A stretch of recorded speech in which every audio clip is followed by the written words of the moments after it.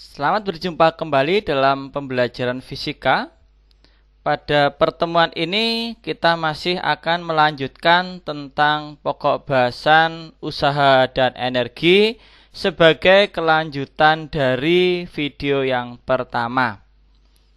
Secara khusus pada video ini Anda akan belajar bagaimana energi itu digunakan dalam kehidupan sehari-hari. Di SMP Anda telah belajar tentang hukum kekekalan energi yang menyatakan bahwa energi tidak dapat dimusnahkan atau diciptakan, hanya bisa diubah dari satu bentuk ke bentuk lainnya. Jadi energi sejak awal mula sudah disediakan oleh Tuhan Yang Maha Esa, yang mana dalam kondisi saat ini energi-energi itu oleh manusia dapat diubah menjadi bentuk-bentuk energi yang lain. Misalnya, makanan dapat diubah oleh tubuh menjadi energi gerak. Cahaya matahari oleh tumbuhan dapat diubah menjadi energi kimia, misalnya dalam bentuk karbohidrat, atau protein, atau lemak, atau oksigen, dan seterusnya. Kemudian, bahan bakar sebagai komponen bahan kimia dapat diubah menjadi energi gerak oleh mobil. Dan listrik dapat diubah menjadi panas oleh kompor listrik atau mungkin setrika. Nah, sekarang bagaimana usaha dan perubahan energi itu? Anda dapat melihatnya menggunakan simulasi ini. Misalnya ada sebuah beban mula-mula ada di atas pasak, kemudian diangkat atau ditarik menggunakan tali. Maka untuk mengangkat ini diperlukan gaya, sehingga dari gaya itulah kemudian diperlukan usaha untuk mengangkat beban ini ke atas. Sehingga usaha itu dapat mengakibatkan benda bergerak ke atas, artinya terjadi perubahan ketinggian, maka terjadi perubahan energi potensial gravitasi. Jika kemudian tali ini diputus, maka benda yang mula-mula sudah dalam keadaan diam, maka dia akan jatuh ke bawah. Karena jatuh ke bawah, maka terjadi perubahan ketinggian dari atas ke bawah, maka ada perubahan EP. Selain itu, juga dari kondisi diam, dia bergerak semakin cepat, maka terjadi perubahan kecepatan, artinya ada perubahan energi kinetik. Benda yang jatuh semakin lama semakin cepat hingga akhirnya saat kecepatannya maksimum akan menabrak pada tumpuan pasak itu. Maka pada saat dia itu menabrak pada tumpuan pasak, kecepatan benda akan pelan. Dengan pelannya kecepatan balok atau beban ini menyebabkan pasak itu menancap. Berarti ada usaha untuk menancapkan pasak ini. Dengan demikian, dari analogi ini Anda bisa melihat bahwa usaha dapat berubah menjadi energi potensial gravitasi. Energi potensial gravitasi dapat berubah menjadi energi kinetik, dan energi kinetik dapat berubah menjadi energi usaha. Oleh sebab itu, dari diagram ini kita bisa melihat juga bahwa sifat dari energi bersifat kekal. Selain tentang energi dan usaha, Anda juga sudah mempelajari kaitan tentang usaha neto pada video pembelajaran yang pertama. Bahwa konsep usaha itu didasarkan dari hubungan gaya luar, gaya eksternal. Apa gaya eksternal? Ada gaya tarik, ada juga gaya dorong. Tergantung terhadap arah perpindahan benda tersebut. Oleh sebab itu, jika dilihat dari arah acuan perpindahan benda, maka gaya eksternal itu memiliki dua sifat. Ada yang sifatnya searah gerak benda, ada yang sifatnya melawan arah gerak benda. Misalnya kita akan memindahkan balok ini ke arah kanan, maka kita memerlukan gaya dorong atau gaya tarik, supaya dia dapat berpindah ke arah kanan. Akan tetapi jika di sini ada permukaan yang kasar, berarti akan ada gaya yang melawannya. Sehingga dua gaya ini akan berpengaruh terhadap nilai usahanya ketika balok ini berpindah sejauh nilainya S. Maka besar usaha sebagai nilai W kita rumuskan sebagai F dikurangi F kecil dikalikan dengan F. S, ya, kalikan dengan S-nya, jarak perpindahannya. F adalah gaya yang searah gerak benda dan F kecil adalah gaya yang melawan gerak benda. Maka W inilah yang disebut sebagai W neto atau usaha yang diterima oleh balok atau benda berikut ini. Hal berikutnya dapat juga kita dekati menggunakan bagaimana jika balok itu kita pindahkan menggunakan bidang miring. Maka memindahkan balok menggunakan bidang miring yang mana mula-mula dari keadaan diam, maka dengan adanya gaya F ini menyebabkan balok tersebut tentunya akan bergerak. Dan ketika dia bergerak, berarti dia akan mengalami perubahan ketinggian dari tingginya 0 menjadi semakin ke atas, dan juga ada perubahan kecepatan dari keadaan diam menjadi bergerak. Jadi dapat dilihat di sini bahwa dari keadaan diam kemudian menjadi bergerak. Maka jika kita mengambil pada satu tempat, misalnya di sebelah sini, maka ketika berada di sini, benda itu sedang memiliki kecepatan V dan sedang berada pada ketinggian H. Artinya dengan adanya ketinggian, balok itu memiliki energi potensial gravitasi. Dengan memiliki kecepatan, balok ini memiliki energi kinetik. Yang mana tadi mula-mula semuanya dalam kondisi EK-nya 0 karena diam, EP-nya pun juga 0 karena di permukaan tanah. Perubahan adanya kecepatan dan ketinggian karena adanya gaya eksternal, baik gaya F maupun gaya F kecil. Maka dampaknya bahwa gaya eksternal yang menghasilkan usaha neto menyebabkan terjadinya perubahan kecepatan dan terjadi perubahan ketinggian atau terjadi perubahan energi kinetik dan perubahan energi potensial gravitasi. Sehingga kalau kita mengasumsikan bahwa perubahannya merupakan keadaan akhir dikurangi keadaan awal, maka EK aksen adalah keadaan akhir dan EK adalah keadaan awal. Jadi di sini kita mengambilkan keadaan akhirnya, kita beri simbol aksen. Sedangkan besarnya usaha netonya adalah F dikurangi F kecil kalikan dengan S. Jadi usaha neto menyebabkan terjadinya perubahan energi kinetik dan perubahan energi potensial gravitasi. Untuk energi potensialnya nanti ini akan ada dua jenis. Ada energi potensial gravitasi yang sedang kita bicarakan, tetapi ada juga energi potensial pegas. Nanti dapat dilihat pada contoh soal pada slide-slide selanjutnya. Misalnya contoh ini. Balok ini memiliki massa 4 kg. Kemudian balok itu ditarik menggunakan tali sehingga dia berpindah sejauh 5 meter dan pada saat itu kecepatannya 10 meter per sekon. Besar gaya yang melawannya adalah 16 Newton. Maka berapakah besar gaya T yang diperlukan itu jika dia sudah berpindah sejauh 5 meter? Konsep ini kita dekati menggunakan hukum perubahan usaha menjadi perubahan energi. Bahwa usaha luarnya W sama dengan delta EK plus delta EP. Karena di sini tidak terjadi perubahan ketinggian, berarti nilai EP awal dan EP akhirnya sama-sama 0. Yang ada hanya perubahan kecepatan, yaitu EK akhir dikurangi EK awal. Dengan ketentuan EK awalnya diam, berarti EK awalnya 0. Maka tinggal kita masukkan dalam konsep ini.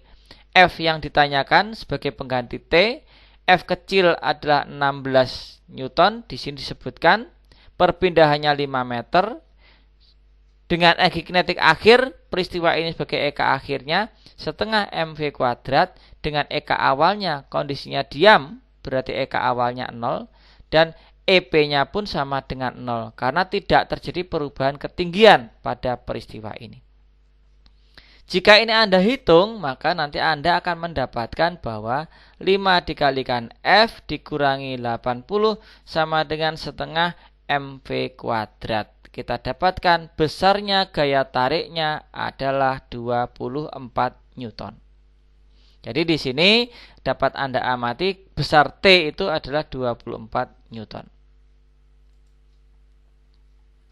Sekarang kita akan melihat pada contoh berikutnya bagaimana jika ada sebuah balok yang bermassa 5 kg, kemudian ini ditarik ke atas dengan gaya 80 Newton. Tentunya balok akan bergerak naik. Kenapa? Karena balok ini hanya memiliki gaya beratnya berarti hanya 50 Newton. Jadi kalau ditarik dengan 80 Newton, pasti balok akan bergerak ke atas. Nah, yang ditanyakan adalah pada saat dia sudah naik pada ketinggian 3 meter, berapakah kecepatan balok tersebut? Kita bisa menggunakan konsep tentang usaha dan perubahan energi kinetik ditambah perubahan energi potensial. Besarnya usaha netonya adalah F dikalikan S, karena di sini hanya ada satu gaya eksternal saja, yaitu T. Maka T mewakili dari nilai S-nya. Dikalikan S, terjadi perubahan energi kinetik dari mula-mula keadaan diam, kemudian naik dia bergerak, dan juga terjadi energi potensial gravitasi dari mula-mula di tanah dengan tinggi 0, sekarang naik pada ketinggian tertentu. Maka dengan melakukan substitusi, T-nya diganti dengan 80, S-nya tingginya 3 meter, dengan H juga 3 meter, Anda perhatikan di sini H-nya juga 3 meter, maka nanti kita bisa menghitung nilai V-nya adalah 2/5 meter per sekon. Itulah nilai kecepatan ketika benda sudah naik pada ketinggian 3 meter. Mungkin Anda bertanya-tanya, kenapa gaya berat di sini tidak dimasukkan dalam konsep nilai V-nya? Ingat, gaya berat merupakan gaya medan, bukan gaya eksternal. Jadi gaya eksternal itu bentuknya adalah gaya dorong atau gaya tarik yang dilakukan oleh objek benda tertentu. Jadi bukan oleh gaya medan. Jadi gaya berat adalah gaya medan. Ini coba Anda pelajari kembali apa konsep dari gaya medan pada bagian video yang pertama. Jadi yang perlu menjadi catatan di sini, gaya berat tidak masuk dalam persamaan W neto, karena W ingat hanya untuk gaya eksternal saja. Jadi gaya yang berada di luar benda itu. Kalau gaya berat kan bekerja di dalam benda, ya, gaya berat itu.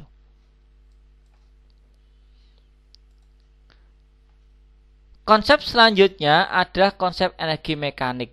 Jadi energi mekanik ini sudah didefinisikan sebagai penjumlahan energi potensial ditambah dengan energi kinetik. Maka supaya yang dapat dijumlahkan hanya EP dan EK, berarti tidak boleh ada gaya eksternal. Artinya tidak boleh ada gaya searah, maka F-nya sama dengan 0, dan juga tidak boleh ada gaya yang berlawanan arah atau gaya geseknya sama dengan 0. Dengan demikian kesimpulannya terjadi pada benda yang permukaannya licin. Supaya EK dan EP dapat dijumlahkan, maka nilai W-nya tentunya harus sama dengan 0. Sehingga kita tinggal menyisihkan EK dan EP. Delta EK-nya adalah EK aksen dikurangi EK awal, dan EP aksen min EP awal sebagai delta EP. Kalau komponen yang tanpa aksen kita geser, kita pindahkan ruas ke sebelah kiri, kita dapatkan bentuk persamaan EK. Jadi EK yang ini kita pindahkan ke kiri, min bertanda plus, dan EP yang bertanda negatif akan juga berubah menjadi tanda plus. Berarti EK ditambah EP sama dengan EK aksen tambah dengan EP aksen. Karena EP dan EK itu kalau kita jumlahkan kita sebut sebagai EM, maka ini sudah bisa kita sebut sebagai EM, dan yang EK aksen dan EP aksen otomatis namanya adalah EM aksen. Oleh sebab itu, energi mekanik dapat kita lihat sebagai EK ditambah EP awal, maka namanya energi mekanik awal. Kalau EM aksen ya harusnya EK aksen tambah dengan EP aksen sebagai energi mekanik akhirnya. Contoh-contoh yang terkait dengan peristiwa energi mekanik itu seperti ini.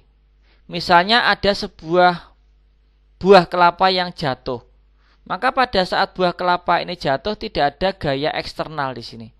Karena yang menarik benda ini jatuh adalah medan gravitasi bumi. Demikian juga ketika kita sedang melempar bola dalam kondisi melayang. Jadi melempar bola tapi sudah terlepas dari tangan. Maka saat terlepas dari tangan itulah sudah berlaku energi mekanik. Bisa kita lempar ke atas lurus atau kita lempar melengkung membentuk gerak parabola. Ini pun juga peristiwa gerak energi mekanik. Ingat, harus sudah terlepas dari permukaan tangan. Kalau masih melekat pada permukaan tangan, tidak berlaku energi mekanik. Demikian juga untuk pegas dan beban. Jadi pada saat beban itu sedang bergetar naik turun, di sini tidak ada lagi gaya eksternal. Karena manusia atau kita tidak perlu menggetarkan, tapi yang menggetarkan adalah dari pegas itu sendiri. Berarti itu ada energi potensial miliknya pegas. Maka pada saat benda bergetar juga berlaku energi mekanik. Demikian juga untuk ayunan juga berlaku energi mekanik. Contoh dalam bentuk simulasi energi mekanik sebagai berikut. Jadi bagaimana nanti seorang peselancar ini atau skateboard itu dapat bergerak pada lintasan, ya, dan bagaimana efek dari rumusan energi mekanik akan dapat Anda amati pada peristiwa bagaimana sebuah bola besi yang sangat keras ini tidak mampu melukai orang yang melemparkannya. Mari kita lihat simulasinya. Nah, misalnya di sini ada seorang pemain skateboard.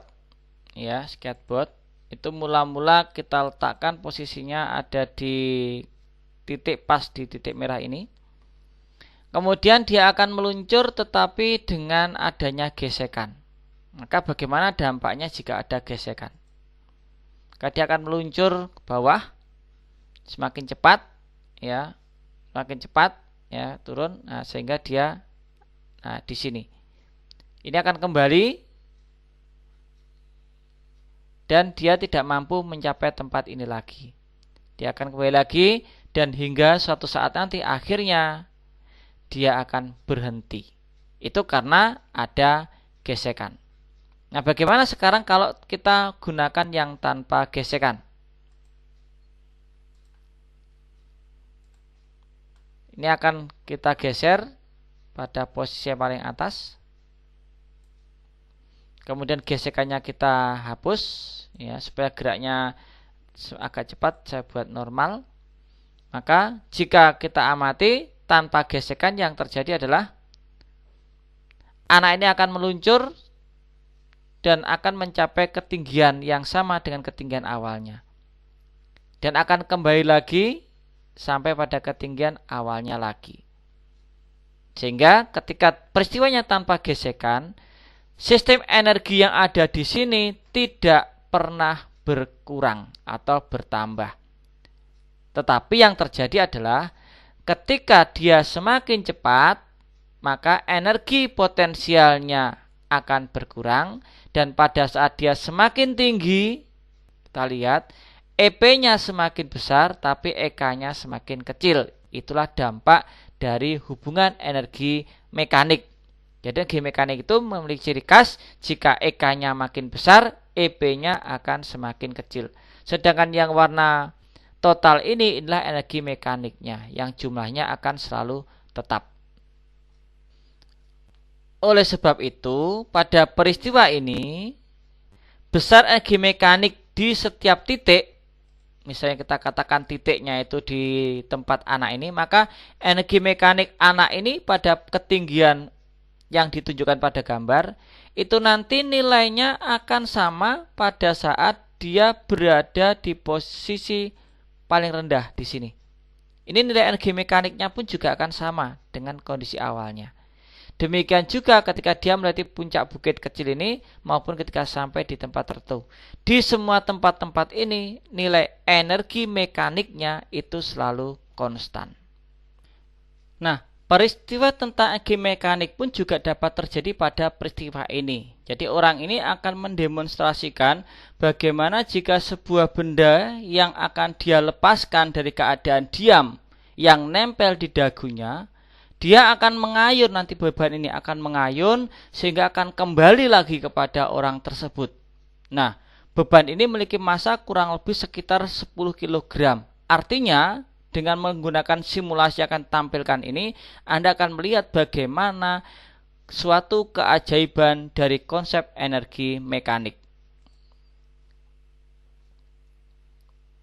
Jadi, dia akan melepaskan dari keadaan diam di sini. Ya. Kemudian kita akan lihat bagaimana ketika dia akan melepaskan ini. Ya. Anda harus berhati-hati ya. Jadi ingat kalau ingin mencoba di rumah, Anda pastikan Anda melepaskannya dari dagu Anda. Dilepas saja, bukan dilempar, tapi dilepas saja. Ya. Ini orangnya agak takut juga ini, ya. Nah, itu jauhnya dan kita lihat. Nah,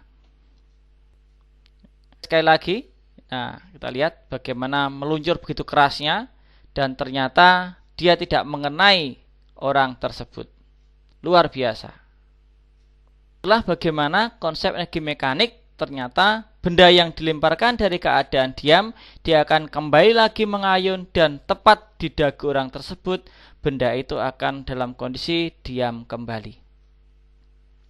Maka sebagai contoh dalam konsep energi mekanik ini, misalnya kita akan melepaskan benda dari keadaan diam pada ketinggian tertentu dari bidang miring yang licin.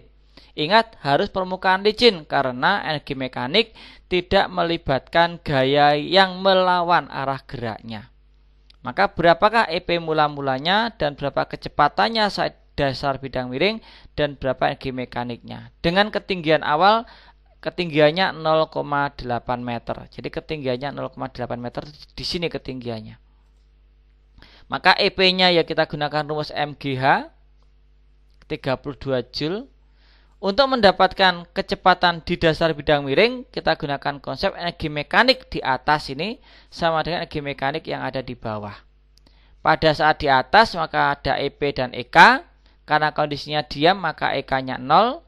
Dan saat berada di bawah, maka EP-nya yang sama dengan 0, EK-nya yang punya nilai. Maka kita dapatkan kecepatannya 4 meter per sekon. Sedangkan untuk menentukan energi mekaniknya, kita bisa menggunakan energi mekanik sama dengan EP, karena pada posisi di atas. Bisa juga EM-nya sama dengan EK aksen untuk posisi paling bawah. Maka nilai EM-nya sama dengan 32 Joule. Jadi nilai EM-nya itu bisa Anda hitung menggunakan posisi paling atas dengan menggunakan EP, atau kalau ingin menghitung yang paling bawah menggunakan posisi miliknya nilai dari EK-nya. Bagaimana jika sekarang ada sebuah bola dilempar vertikal dengan kecepatan awal 5 meter per sekon? Berapakah EK awalnya? Berarti kalau kita akan menghitung EK awal, ya kita gunakan saja rumusan EK setengah MV kuadrat. Masanya 2 kilo dengan kecepatan awalnya 5 tentunya. Karena memang EK awal mendapatkan 25 Joule. Jadi saat lepas dari tangan, dia punya energi kinetik 25 Joule. Bagaimana sekarang setelah benda ini bergerak naik, maka dia akan bergerak naik mengalami posisi tinggi maksimum. Tinggi maksimum berarti kecepatannya 0. Syaratnya memang ini, supaya mencapai tinggi maksimum ya harus dalam kondisi benda berhenti sejenak. Maka kita bisa gunakan konsep energi mekanik saat di atas sama dengan saat di bawah. Di bawah itu saat lepas dari tangan, maksudnya begitu. Maka saat pada posisi paling atas, dia menyimpan energi potensial gravitasi, tetapi EK-nya 0. Kenapa EK-nya 0? Karena benda dalam kondisi berhenti sesaat. Tapi ketika sedang berada di bawah dengan acuan di permukaan tangan, maka permukaan tangan kita anggap sebagai posisi paling bawah, berarti tingginya 0. Sedang punya kecepatan V, maka kita hubungkan di sini, kita dapatkan ketinggian maksimumnya dari acuan dari acuan tangan, maka tingginya dia akan naik setinggi 1,25 meter. Sedangkan berikutnya, bagaimana ketinggiannya kalau punya kecepatan 3? Tadi dilempar dengan kecepatan awal 5. Berarti nanti tentunya benda ini akan naiknya tidak melebihi tinggi maksimum, karena di sini sedang punya kecepatan 3. Kita bisa menggunakan kondisi sama energi mekaniknya. EM atas sama dengan EM bawah. Tetapi EM atasnya adalah, kita lihat di sini, dia memiliki kecepatan 3 meter per sekon. Kalau yang gambar sebelah kiri, kecepatannya 0. Kalau gambar yang kanan, dia punya kecepatan 3. Sehingga dengan masukkan angka 3 dalam kecepatannya, kita mendapatkan nilai tingginya 0,8 meter. Berarti bola ini sedang naik setinggi 0,8 meter terhadap tangan. Jadi ingat, kita di sini acuannya bukan permukaan tanah, tapi acuannya adalah dari tangan. Karena memang benda lepas dari tangan. Nah, ini ada bagaimana seorang skateboard yang meluncur dari bentuk lintasan sebagai ini. Nah, di sini diketahui pada saat di titik C ini, dia punya kecepatan 10 meter per sekon saat di titik C itu. Nah, ditanyakan berapa kecepatan awal, ya, ketinggian awal ketika dia meluncur dari A ini. Kalau diketahui di sini tingginya 5 meter dari titik B, maka kita bisa gunakan hubungan antara EMA terhadap EMC-nya. Dengan menggunakan acuan titik B, maka ketinggian titik C ini adalah 5 meter. Maka kita bisa menentukan hubungan energi mekanik di semua titik ini nilainya adalah sama. Maka energi mekanik di A, di awal, sama dengan energi mekanik di titik C. Kita gunakan konsepnya menggunakan MGHA sama dengan MGH untuk titik C dan setengah MV kuadrat untuk titik C-nya. Karena pada titik A itu mula-mula diam, maka EK-nya sama dengan 0. Dengan menggunakan rumusan ini, nilai M-nya bisa kita eliminasi. Kita dapatkan 10 HA sama dengan 10 dikalikan 5, karena tingginya 5 meter, ditambah setengah kalikan V kuadrat. Kecepatannya di titik C tadi adalah 10 meter per sekon. Maka kita dapatkan ketinggian titik A adalah 10 meter terhadap titik B, karena titik B sebagai dasar acuannya. Sedangkan kalau kita ingin mendapatkan berapakah kecepatan benda di titik B, kita bisa menggunakan persamaan energi mekanik di A sama dengan di B. Boleh juga Anda gunakan energi mekanik di C sama dengan di B. Asal Anda bisa menentukan acuannya, maka kita bisa lihat di sini. Pada saat di titik A, dalam kondisi diam, maka EK-nya 0, dia hanya menyimpan energi potensial saja. Sedangkan saat berada di titik B, karena B adalah dasar lintasan, maka titik B ini ketinggiannya 0, H-nya sama dengan 0, maka EP sama dengan 0. Dari sini kita akan mendapatkan hubungan bahwa kecepatan di titik B adalah 10 akar 2 meter per sekon. Bagaimana kalau ada sebuah bola yang melakukan gerak parabola? Maka bola yang dilempar dengan kecepatan awal V0 25 meter per sekon dengan sudut 60 derajat, saat mencapai tinggi maksimum di sini, puncak parabola, dia akan punya kecepatan pada arah sumbu X. Jadi dia tidak berhenti, tapi dia bergerak pada sumbu X-nya. Maka dengan menggunakan hubungan pada gerak parabola, kita bisa mendapatkan komponen kecepatan pada sumbu X-nya. Berarti V0 X-nya atau gerak pada sumbu X-nya adalah V0 cos theta. Nilainya kalau kita hitung mendapatkan 10 meter per sekon. 20 kalikan cos 60, nilainya adalah 10 meter per sekon. Hukum energi mekaniknya berarti bahwa energi mekanik pada posisi bawah sama dengan energi mekanik di posisi tertinggi. Maka EM atas sama dengan EM bawah. EM atasnya memiliki ketinggian dan punya kecepatan, sedangkan pada saat di bawah dia hanya punya nilai kecepatan karena kita gunakan acuannya adalah di sini. Berarti nanti ketika bola itu dilemparkan pada saat di puncak punya kecepatan 10 meter per sekon, ini mencapai tinggi maksimum, maka tinggi maksimumnya adalah 26,25 meter.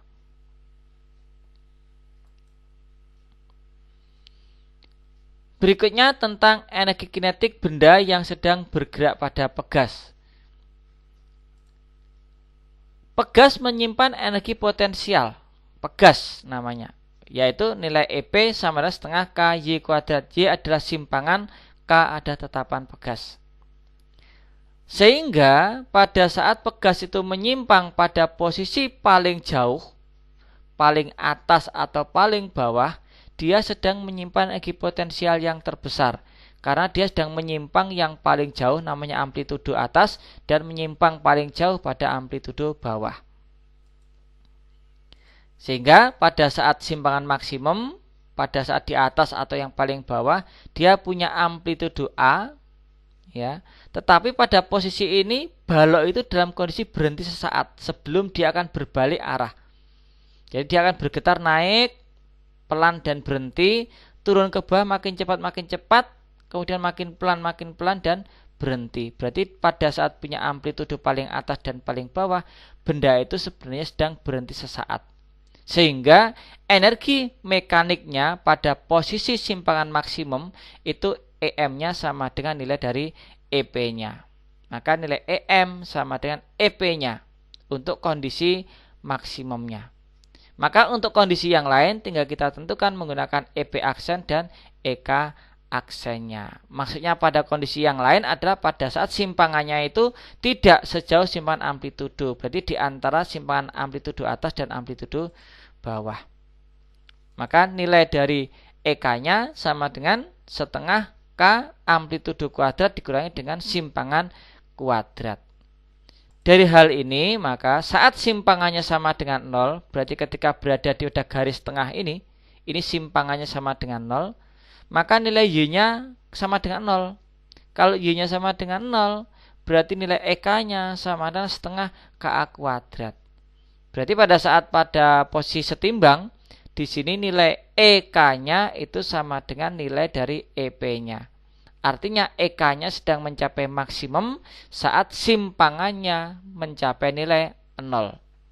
Dan hal yang lain adalah akan terjadi nilai EP-nya maksimum pada saat simpangannya mencapai nilai maksimum. Jadi kalau EP-nya maksimum jika simpangannya maksimum. Sedangkan kalau EK-nya maksimum kalau simpangannya minimum. Contohnya adalah peristiwa ini. Balok ini mula-mula meluncur dengan kecepatan 10, kemudian menabrak pegas. Akhirnya pegas itu termampatkan dan balok berhenti sejenak sebelum dia berbalik. Maka berapakah energi yang ada di sini untuk dapat menentukan besar konstanta pegas itu? Kita gunakan konsep energi mekaniknya. Gambari kondisi awalnya. Bahwa awalnya itu pegasnya tidak menyimpan energi, maka EP-nya 0. Baloknya menyimpan energi kinetik setengah mv kuadrat. Ini kondisi awalnya. Kondisi akhirnya adalah yang gambar bawah. Balok itu berhenti, maka EK aksennya 0. Pegasnya termampatkan, maka pegas memiliki energi potensial. Dari konsep ini kita dapatkan nilai K-nya adalah mv kuadrat dibagi dengan A kuadrat. Artinya tetapan pegasnya adalah 10.000 Newton per meter. Jadi lihat ada di sini kondisi awal itu pegas tidak menyimpan energi, balok yang punya energi. Saat sudah termampatkan, ganti balok yang tidak punya energi karena diam, pegasnya yang punya energi karena termampatkan. Nanti ini kalau kita biarkan, maka energi pegas itu dapat digunakan untuk melempar balok ini kembali. Terkait dengan pemanfaatan dari usaha, maka kita akan mengenal konsep dari daya atau power. Nah, apa itu daya? Daya adalah besar usaha tiap satuan waktu, yaitu P sama dengan W per T.